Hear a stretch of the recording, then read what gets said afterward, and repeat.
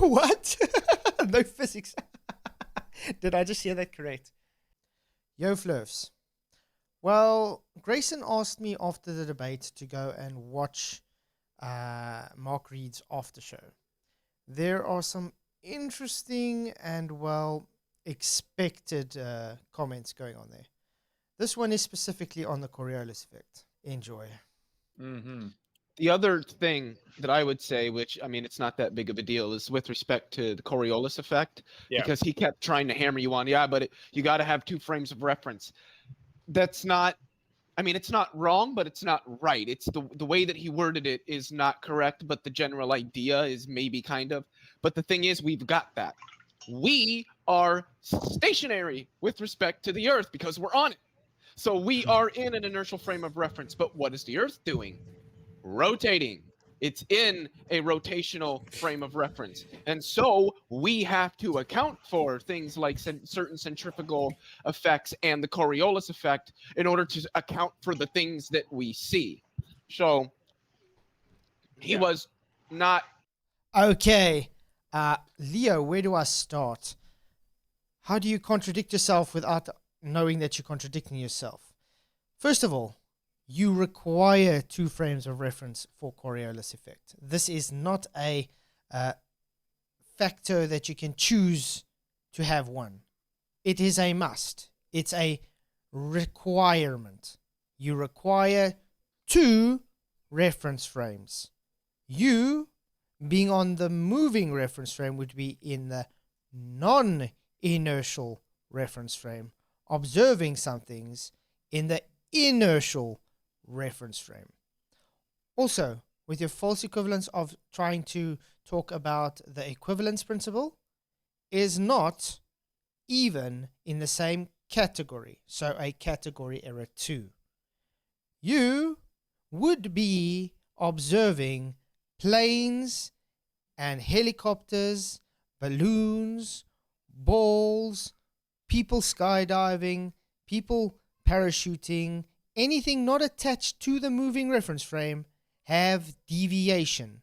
This would be caused by the Coriolis effect, having the Earth rotate underneath those objects. The real reason we don't have these observations is because the Earth does not rotate underneath those objects. As soon as you claim, hey, we don't see this because of one reference frame, in other words, why I asked him Velcroed atmosphere, it means no Coriolis. So you can't claim Coriolis if you can't observe it. Get it?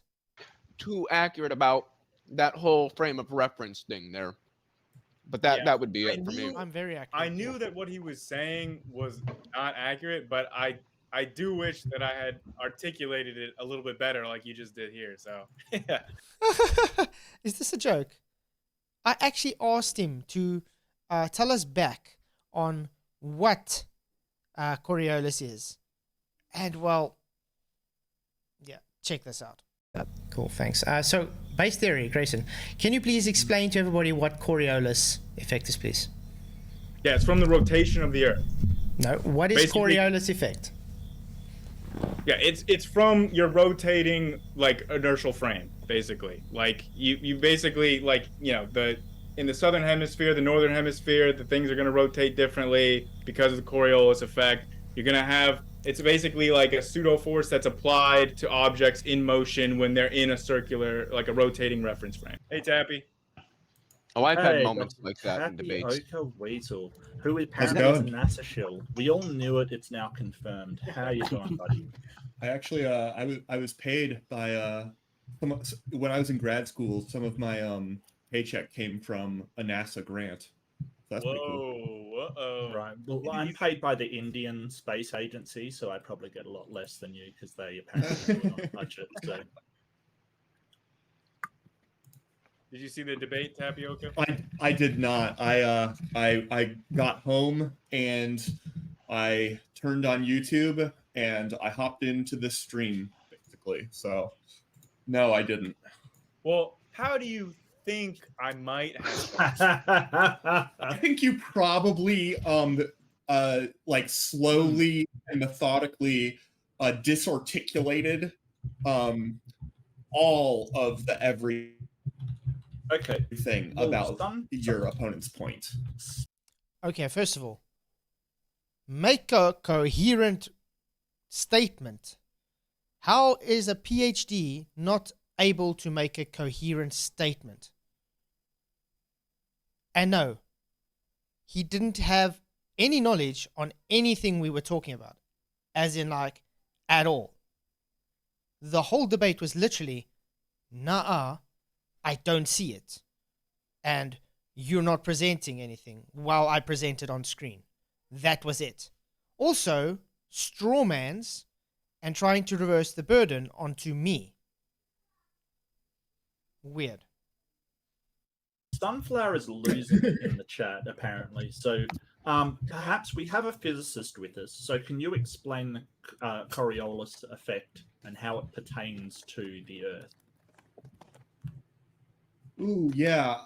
So the Coriolis effect, basically, if you, the Coriolis effect appears in rotating reference frames, and it's basically a consequence of coordinate transformation. That's like fundamentally what it is if you are, so imagine you're on a merry-go-round. Okay. That was the reference frames thing, Grayson, is because of the coordinate transformations from one to the other. So that's why. Okay, stop, Leo. This is too complicated. I was just adding that.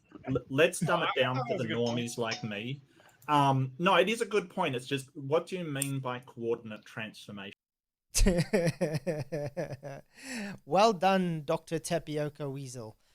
Yeah, it simply requires two reference frames because of the coordinates transformation. You would be on the moving reference frame, in this case, the wheel turning, watching the object having an apparent deviation as it moves actually in a straight line but appears to have a curved path thanks to your reference point. I love how Leo is saying, yes, reference point, and Mark's like, no, this is too complicated. Yeah, it seems to be too complicated for you guys, and yet you want to tell me I am wrong. Very, very weird indeed. Well done so far, Dr. Tapioca Weasel. But let's see if you can make it more concise for a person to understand. Because the question was, one reference frame or two reference frames? This should be actually very simple, since you've already actually answered it by proxy by saying coordinate system changes. What does that entail exactly? Yeah, so if you're, imagine a merry-go-round that's spinning, and you're at some point that isn't the center, okay? Because the center is a little bit special, sort of. Or you're on the equator. If you draw lines radially away from the center, and then circles around that, then that gives you a coordinate system. You can be like, okay, I'm at this longitude basically, and then this latitude, and that specifies a unique position on that merry-go-round. However, the merry-go-round is spinning, and if you think of where that position is that you've marked with tape maybe on the merry-go-round, is that in the as the merry-go-round rotates in the reference frame of the merry-go-round, everything is fixed with respect to everything else. If things aren't moving around. What the hell are you talking about? It's simple. On the merry-go-round, you are spinning on the merry-go-round. You are in the non-inertial reference frame. If someone throws an object, let's say a ball, they throw it in a straight line, it will appear to curve in your line of sight. So you will observe it in the inertial reference frame. That is the quick and simplest answer, Dr. Tapioca. But now, you know it requires two reference frames, and you know we don't observe this in reality, so you have to try and weasel yourself, aka why your name is Weasel an answer in to say, this is why we don't observe it. Is that honest? But the merry-go-round is embedded in a three-dimensional space that isn't rotating and moving. So a point... Again, the merry-go-round is always in a moving reference. You require it to be moving to have Coriolis deviation. No movement, no Coriolis deviation. So are you fighting now for a stationary Earth or a moving Earth? You can't have it both ways. Which is stationary from the perspective of the merry-go-round, is not stationary outside of that. And so when your reference frame is a rotating one, it's going to seem like you are accelerating, because what's really happening is sort of your coordinates are moving underneath you. And what? No. You are moving with the moving reference.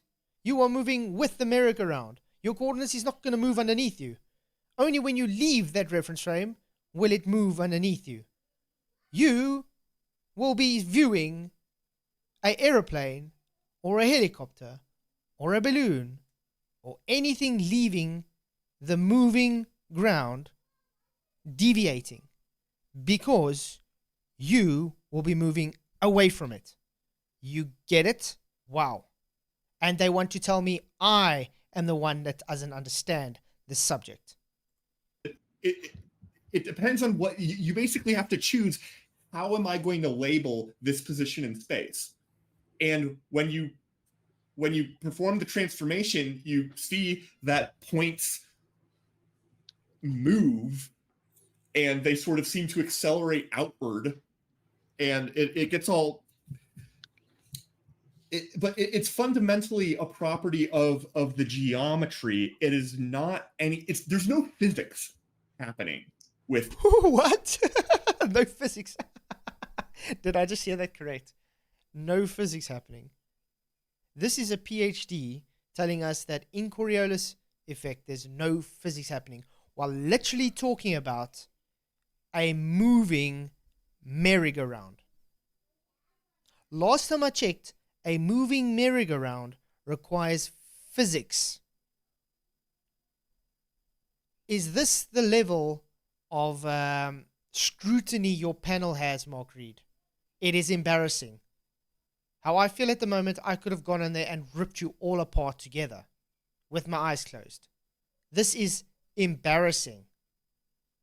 You guys bet up your game if this is all you Globers got, especially if you're relying on this kind of PhD. With that, generally, or very little physics. It's mostly math. Be honest, I don't. Well, what is physics? I don't What understand what you were saying. I don't know if I'm the only one, but it doesn't make any sense. No, it's not straightforward. It's not that easy to grok. It's something that it helps when you have a picture, but like it helps when you have a picture, but also honestly, you need to know like geometry and basic algebra. Maybe linear algebra. This is all rubbish, guys. You don't need to know anything. You just need to know, standing on a merry-go-round, if someone throws a ball, it will appear to have a curved path while it's going straight, all because you are turning underneath it. No geometry required, no calculus required, no need to know any physics, no need to know anything. Just you observing a deviation and understanding you are moving underneath that moving ball. So, let's put that into terms again. On Earth, if Earth was rotating and moving like you claimed, if an airplane took off and started flying, you would be moving underneath that airplane.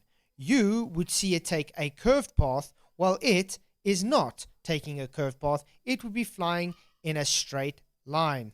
This would be you on the non-inertial reference frame turning on your Earth, watching the plane in the inertial reference frame taking a apparent deviation. So in other words, it will have a different coordinate system placement based on your movement underneath it.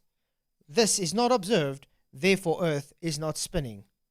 Thank you very much. Till next time, God bless.